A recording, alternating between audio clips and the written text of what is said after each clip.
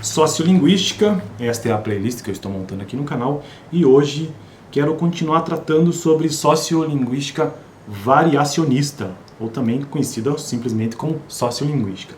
Já comecei nessa parte 2 de sociolinguística no vídeo anterior, sobre a definição do que seja mesmo sociolinguística, e hoje, então, começando com uma observação. O que é uma observação? Exemplos, dessas ocorrências e uma explicação mais científica, vamos dizer assim, dentro da sociolinguística. Esta playlist está sendo construída com base neste livro. É o meu livro texto base, eu escolhi, este livro é uma disciplina que eu já cursei na faculdade de letras, que o nome da disciplina, inclusive, é sociolinguística, e um dos livros utilizados pela professora na época foi esse livro aqui, que na verdade tem mais de um volume, Mas de sociolinguística está neste volume aqui. Bom, sociolinguística basicamente é a área da linguística, é um campo de estudos, uma grande área da linguística que se preocupa com o uso de fato da língua. Então, o uso real da língua, o uso de fato, que foge um pouco do que seja gramática, coisas assim. Não, são as ocorrências de fato na nossa fala, na nossa pronúncia, enfim, na nossa linguagem. Isso é sociolinguística, é a relação entre o que é social e o que é linguagem. Então, ver e observar todos esses fenômenos da língua num contexto social.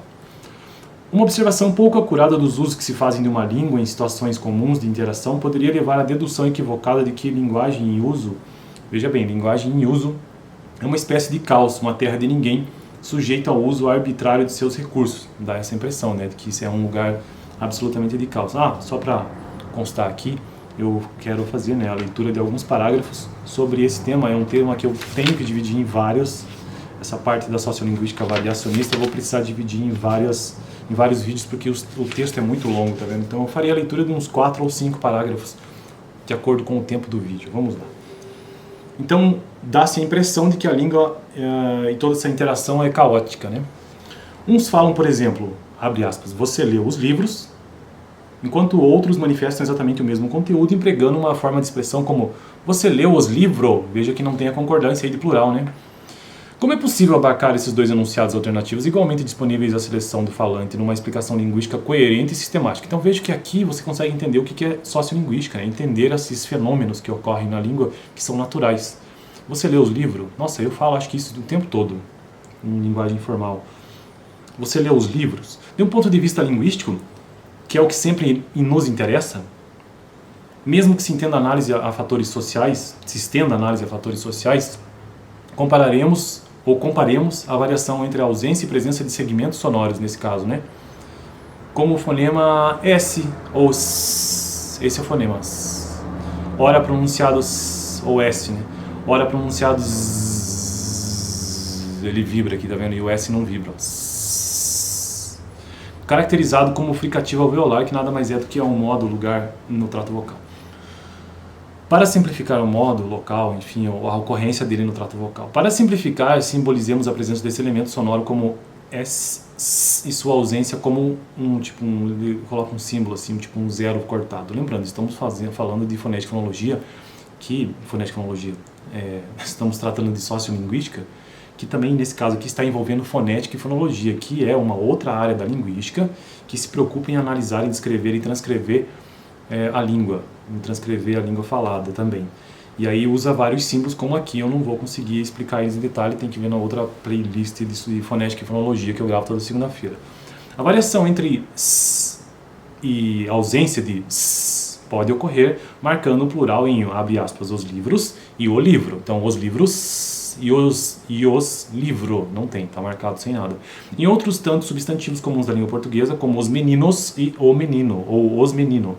E pode aparecer também em nomes próprios como Carlos ou Carlo, em que ele não marca plural, embora possa ser também eliminado. O mesmo segmento sonoro final, fricativo violar S, pode aparecer por outro lado em outras palavras como ananás, arroz, sem que seja jamais eliminado, afinal de contas, ouvir algo como ananá ou arro é algo simplesmente impensável na língua portuguesa. Então veja que tudo tem uma certa lógica, é sistemática, uma explicação. Não é considerado, pelo menos não, nos dias atuais, que alguém diga arro, é arroz, Então cada caso é um caso. Cada fenômeno linguístico é um fenômeno linguístico. Impensável na língua portuguesa, embora não seja ouvir algo como os meninos. Os meninos não causa estranheza. Nem é preciso ser especialista para verificar que as condições da variação que é, no caso, fonológica ou sonora, por isso que eu até já mencionei, não estão sujeitas ao acaso nem ao livre-arbítrio do falante. Muito pelo contrário, acham-se fortemente marcadas por motivações emanadas do próprio sistema linguístico que o falante é constrangido a seguir sem escolha. E aqui ele começa então a explicação, tenta fazer uma explicação sociolinguística deste fenômeno, que é um fenômeno fonológico, na verdade. Selecionar uma palavra com ausência ou presença de uma fricativa alveolar depende de estar esse segmento numa sílaba átona final. Sílaba átona final. Como em livros, livros, meninos e Carlo. Então é um segmento numa sílaba átona final. Livros, meninos, menino, Carlos. Já o simples fato de incidir sobre uma sílaba tônica, como em ananás, impede a variação entre S e a ausência de S. Embora esse contexto seja a condição para outros processos, como a inserção ou não da semivogal antes da fricativa alveolar, o que forneceria casos como ananás e arroz. Esses exemplos poderiam ser questionados com o argumento de que nas condições a que a variação está sujeita, como a posição de sílaba átona final, para alternância S e ausência de S, o caos se instala na língua, já que é o espaço privilegiado para o falante agora exercer livremente o arbítrio. Contra-argumentamos também contra essa objeção e a própria língua é aqui novamente o depósito onde se buscam os melhores dados. Observe-se, por exemplo, a diferença entre meninas e Carlos, numa sentença como Carlos enganou as meninas na troca de figurinhas. Observando-se a forma de Carlos em comparação com as de as meninas, deduz-se que seria muito mais natural que os falantes eliminassem mais a fricativa alveolar S do nome próprio que a do nome comum de as meninas. De um ponto de vista morfológico, agora já da estrutura da palavra, o final de Carlos não exerce função alguma, já que não passa de um segmento fonológico, que, juntamente com os demais, constitui a forma da palavra em questão. Já não se pode dizer o mesmo do substantivo meninas, de as meninas.